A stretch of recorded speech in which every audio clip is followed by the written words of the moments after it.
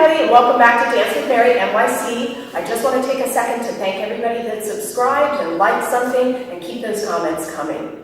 I'm super excited about the episode today because I've got one of my dear friends, Philip Martin Nielsen, here with me. Hi, Philip. Hi, Mary.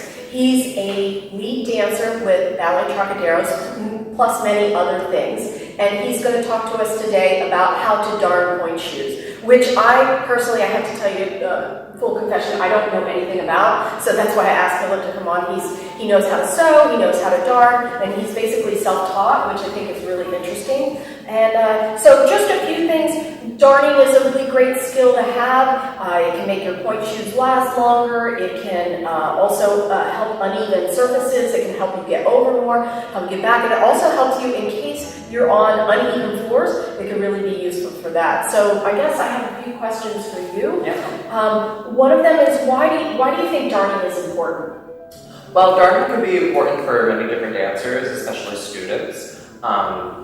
For students, I feel it's important because it really helps to teach the dancer how to find their real center of gravity. When you're on a pointe shoe and you feel a little bit uneasy, having a little bit of a darning can help assure yourself more of your stance. But it's also good if you feel like you're a dancer that needs a little bit of a wider platform on their shoe, and even though the box fits very well, but the platform is just a little small, you can extend the platform a little bit with darning, make it a little more stable. Or if you're dancing on a slippery surface, the darning usually helps speed up the rosin pretty well. It holds the rosin, yes. Right? Because it gets into the threads. Interesting. About how long does it take you to darn your shoes?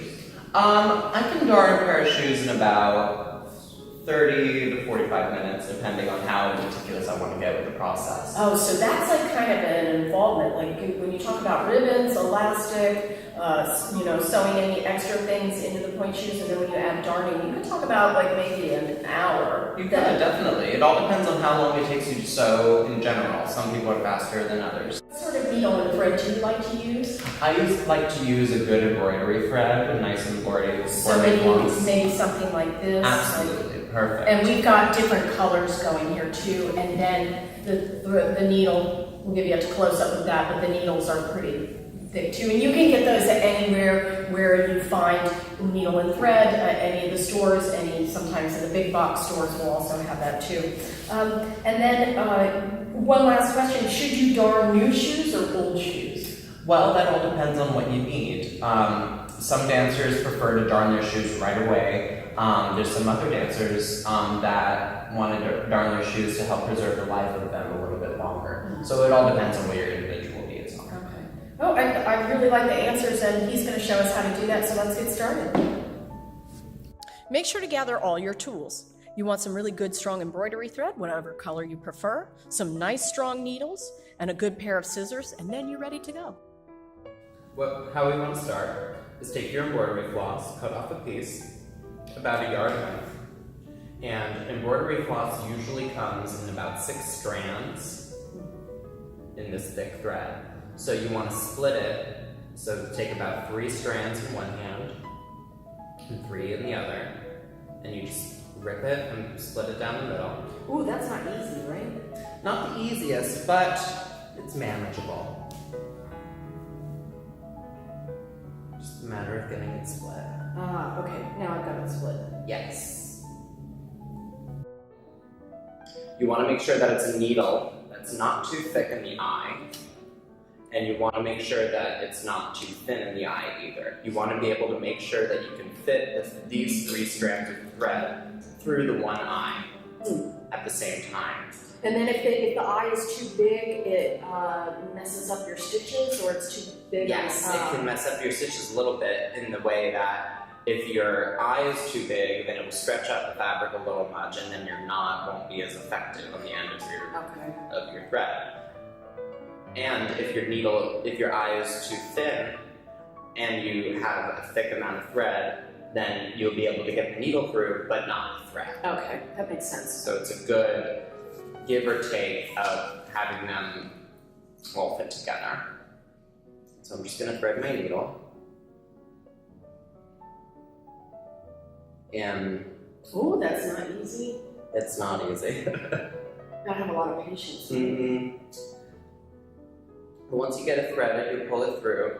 And the reason why I want you to split your thread, your embroidery floss, is when you have your needle threaded, we're going to be doubling it.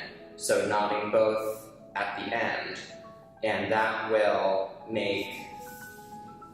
So you're meaning that if you used all 6 pieces and then double up on it, it would just be too thick? It would just be too thick, and then you'd be dealing with 12 strands. Oh, okay, I get it. 6 Because total. at first when you were talking to me about this, when we were discussing this, I said, why in the heck would you split the thread?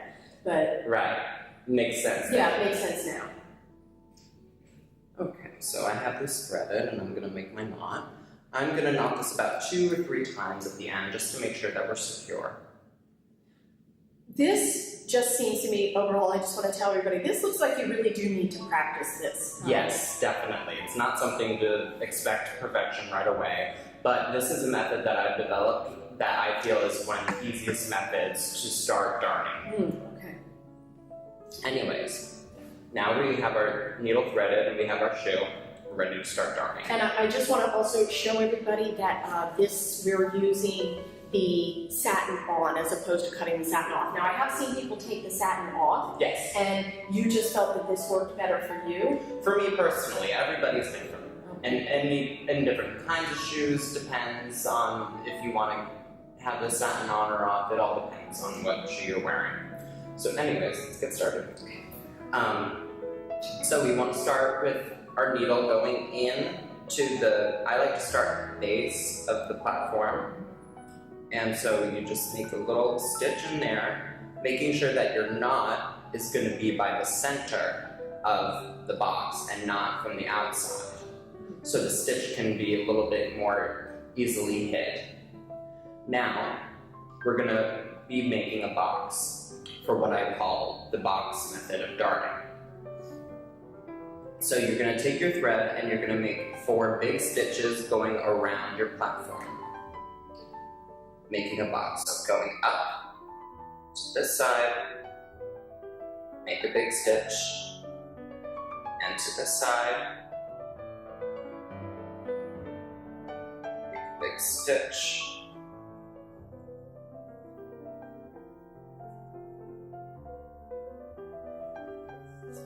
Now, I guess you'll touch on this later, but Yep. that knot on the end, we'll talk about that later. Yes, that knot will be hidden at the end. Make another stitch on your box, and make another stitch on your box. Oh, this is so interesting because when I watch people, I don't think I've seen this before. Yes, this is not something I've actually seen either, but I've found this makes it very easy. So now we're going to make another round of that box. Okay. And you're just trying to make tiny stitches, right? You're not going in and out of the fabric. Right, just tiny stitches is all you need. Now we're going to get to the actual part of the darning part. So we're going to go back to where we made that knot before and do the same thing. Just make 1 stitch going through just to secure your thread. Now, what we're going to do is we're going to slip our needle underneath the box threads, not the fabric yet. And once you get a little bit past, go to the edge of your box, make a stitch, pull, and before you go all the way through, take your needle and go through this little loop twice. So wrap it around. And then you pull your thread, and that's the beginning of your darn. So that's really kind of cool. I guess I have just one question. My question is, you see that little knot there? Yep. Do you feel that when you're dancing? Not necessarily, no, but you can also cover that knot up a little bit. Oh, okay. So, and of course with darning, you have to remember this is just thread. This is basically, so it's gonna break down a little bit. Okay, so we finished up this one, and then just to show everybody once again what your finished product's going to look like, and then can you hold that one up? This is where it looks like at the beginning. The work in progress. Can you just show a few more stitches? Of course. Yeah, so he's going to go through, and then he's going to double up on it. Pull it right along. And you know what's so great, I think, also is that embroidery thread really isn't that expensive. No, not at all. It's Yeah. very cheap. Yeah, so you could potentially do many pairs of shoes off of a few needles and the thread, which Absolutely, I think is yes. really amazing. Yes. And once you get more used to the process and you enjoy it, some people will find this very therapeutic in a way.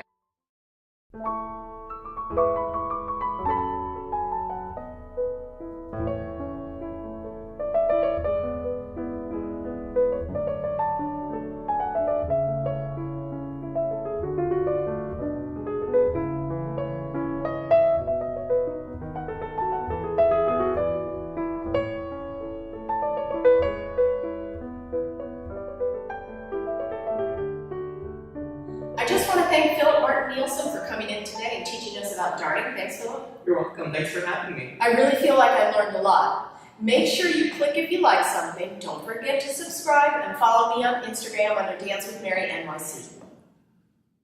I just want to take a moment to give a really special shout out and thank you to David Quinn, one of my favorite designers. He designed the dress that I'm wearing today. If you're interested in any of his styles, you can follow him on Instagram under #quinndustry.